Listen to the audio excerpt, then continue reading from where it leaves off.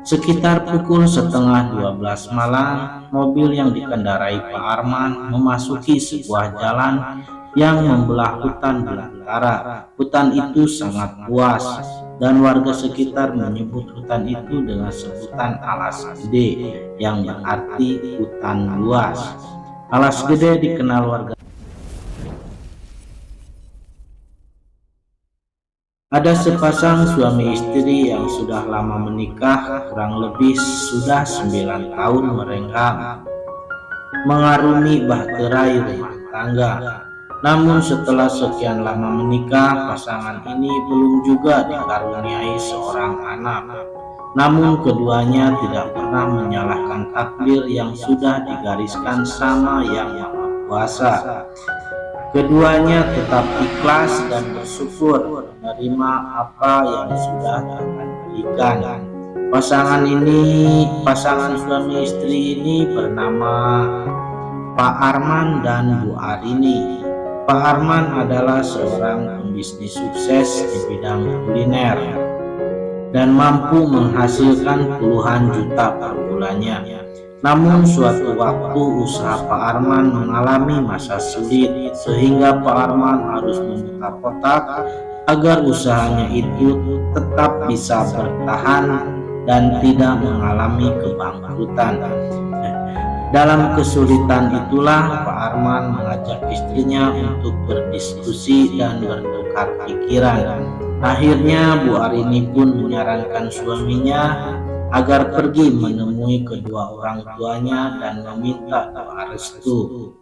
Pak Arman pun menerima saran tersebut. Keesokan harinya setelah mempercayakan semuanya sama manajernya, Pak Arman dan Bu Arini pun langsung meluncur dengan mobil barunya menuju kota Surabaya, di mana kedua orang tua Pak Arman tinggal. Setelah menempuh perjalanan panjang dan sangat melelahkan, akhirnya keduanya pun sampai ke tempat yang dituju dan disambut hangat sama keluarga besarnya. Kedua orang tua Pak Arman sangat menyayangi Pak Arman dan Bu Arini, walaupun Bu Arini sampai saat ini belum bisa memberikan seorang cucu. Namun kedua orang tua Pak Arman tetap menyayangi dan menghargai Bu Arini sebagai menantunya. Pada malam harinya, usai melaksanakan sholat Isya, Pak Arman pun menceritakan keluh kesahnya sama kedua orang tuanya. Dan sang ibu pun memberikan ujangan yang sangat berarti buat Pak Arman. Nah, hidup di dunia ini hanya sementara.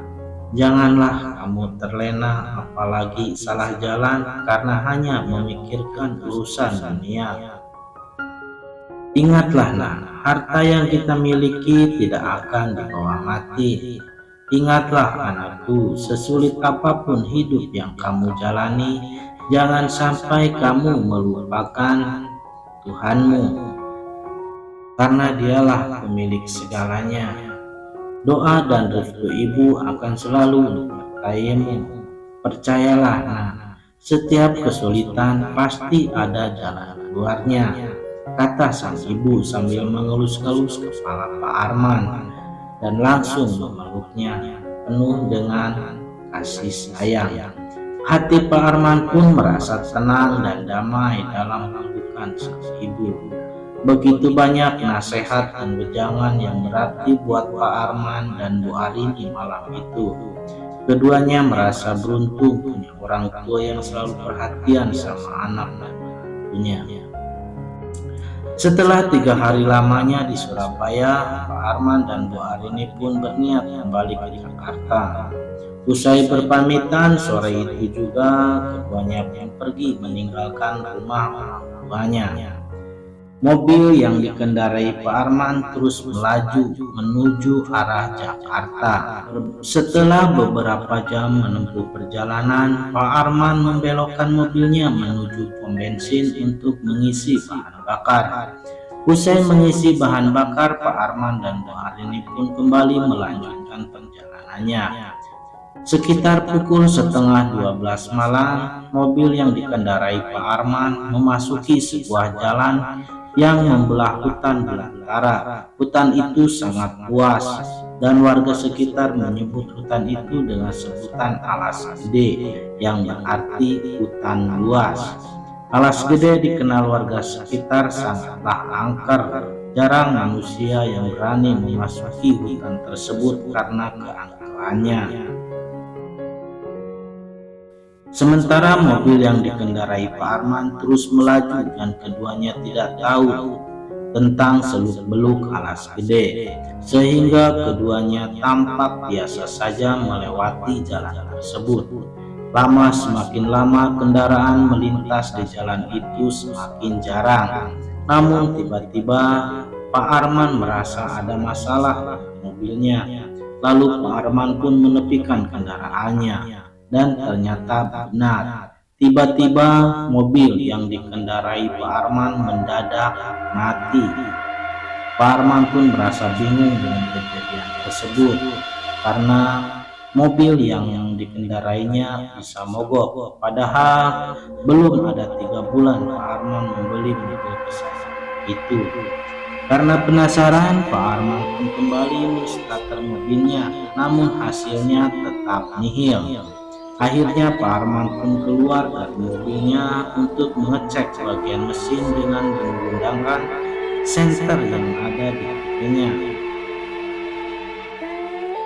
Setelah dicek ternyata tidak ada masalah dengan mobilnya, dan yang membuat Pak Arman dan Bu Arini heran, kenapa mobilnya bisa mati total dan lampu LED yang ada di dalam mobil pun mati semua dan gak ada satupun yang bisa berfungsi. Bahan bakar pun masih sangat cukup di tangki mobilnya. Arman pun berusaha untuk mencari bantuan sama sopir kendaraan yang melintas di jalan tersebut. Tapi anehnya Pak Arman tidak melihat satupun kendaraan yang melintas di jalan itu. Akhirnya Pak Arman pun kembali masuk ke dalam mobilnya. Pak Arman dan Bu Arini pun merasa bingung dengan semua kejadian tersebut. Keduanya hanya bisa pasrah. Malam itu bulan bersinar dengan terang. Namun sesekali cahayanya kadang redup karena tertutup awan hitam. Udara dingin mulai menyelimuti tubuh keduanya. Lolongan anjing malam terdengar jelas dari dalam hutan, membuat bulu kuduk merinding dan merasa ketakutan bagi siapapun yang mendengarnya. Suara lolongan anjing itu benar-benar membuat Arini merasa ketakutan. Sementara Pak Arman berusaha untuk tenang, walaupun sebenarnya ia sendiri merasakan ketakutan itu. Pak Arman berusaha menghibur istrinya agar ketakutannya bisa berkurang. Namun tiba-tiba Bu Arini menjerit histeris karena melihat sosok bayangan hitam yang bergerak di dalam hutan dan menuju ke arah mobilnya. Dan Pak Arman pun melihat bayangan hitam tersebut. Semakin lama, bayangan itu semakin mendekat ke arah mereka. Sementara Bu Arini tak sanggup lagi untuk melihat bayangan tersebut. Ia berusaha menyembunyikan pandangannya di balik dada suaminya. Dengan perasaan takut, Pak Arman terus memandangi bayangan tersebut. Semakin lama, bayangan itu semakin jelas. Bayangan itu seperti seorang manusia yang sedang membawa sesuatu di pangkuannya. Dan akhirnya bayangan itu sampai tepat di depan mobil Pak Arman. Perlahan-lahan bayangan tersebut membalikkan badannya dan menghadap tepat ke arah Pak Arman. Dalam ketakutannya, Pak Arman terus bertanya-tanya di dalam hatinya tentang sosok bayangan yang ada di hadapannya. Apakah dia manusia atau bukan, umpamanya. Pak Arman hanya terdiam sambil terus memandangi sosok yang ada di hadapannya. Pak Arman sebenarnya merasa penasaran dan ingin mencari tahu tentang sosok yang ada di hadapannya. Namun kakinya merasa lemas untuk keluar dari dalam mobilnya dan Bu Arini juga melarang Pak Arman untuk menemui sosok misterius tersebut. Waktu terus berjalan, hampir setengah jam menunggu, tapi sosok tersebut tidak juga pergi dari tempat itu. Sampai akhirnya Pak Arman pun memberanikan diri keluar dari dalam mobilnya untuk memastikan apakah sosok bayangan yang ada di hadapannya. Dengan langkah kaki yang gemetar, perlahan-lahan Pak Arman membuka pintu mobilnya dan menghampiri bayangan tersebut. Hatinya terus berdoa meminta perlindungan yang maha kuasa. Dengan suara gemetar, Pak Arman berusaha menyapa dan mengucapkan salam. Assalamualaikum. Waalaikumsalam, jawab sosok yang ada di hadapannya. Pak Arman pun merasa lega karena ternyata sosok yang ada di hadapannya itu adalah manusia. Maaf Pak, kalau boleh tahu Bapak ini siapa dan mau kemana? Mungkin saya bisa membantu Bapak, tanya Pak Arman. Benar nak, Bapak datang ke sini emang ingin menemui sampean, jawab lelaki misterius tersebut. Maksud Bapak saya, sahut Pak Arman merasa heran.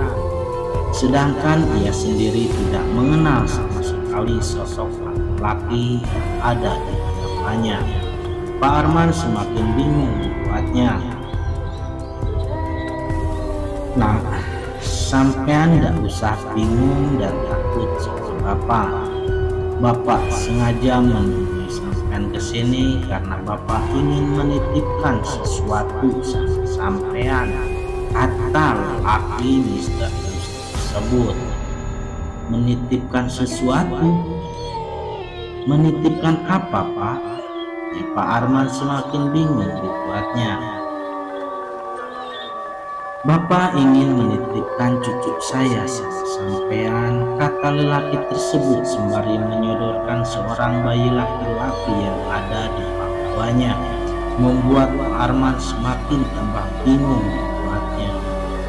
Tapi nggak tahu kenapa setelah melihat sosok bayi laki-laki itu, Pak Arman merasa kasihan dan tanpa pikir panjang lagi Pak Arman menerima bayi tersebut. Terima kasih, tolong jaga baik-baik cucu saya dan jangan bertanya siapa orang tua cucu saya, karena suatu saat nanti sampean akan mengerti semuanya, kata lelaki misterius tersebut.